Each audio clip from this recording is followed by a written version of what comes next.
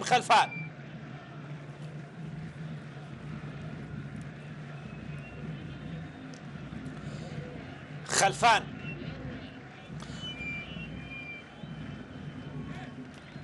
ركلة جزاء لصالح المنتخب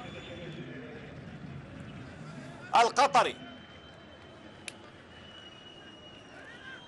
نفذ بهدوء في مرمى المنتخب الاماراتي وسجل.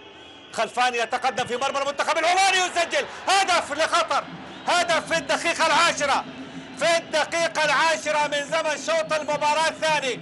أفضل لاعب آسيوي يسجل في مرمى المنتخب العماني، هدف أول على يمين مازن الكاسبي، هدف يحيي آمال الجمهور القطري، هدف بثقة كبيرة من هذا النجم الكبير.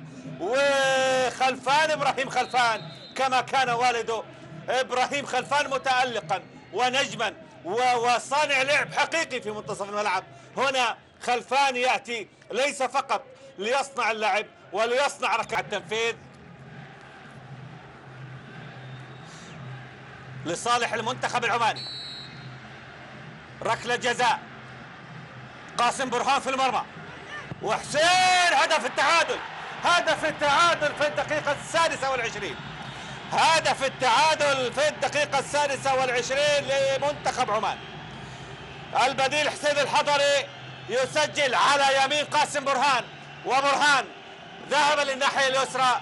حسين الحضري يسجل ويخدع حارس المرمى، يضعه يسرة ويسجل يمنة، وهدف للمنتخب العماني، هدف التعادل للمنتخب العماني.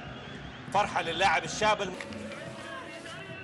حسن هيدوس مع التنفيذ، كرة عالية إلى القائم البعيد وهدف ثاني، هدف ثاني للمنتخب القطري.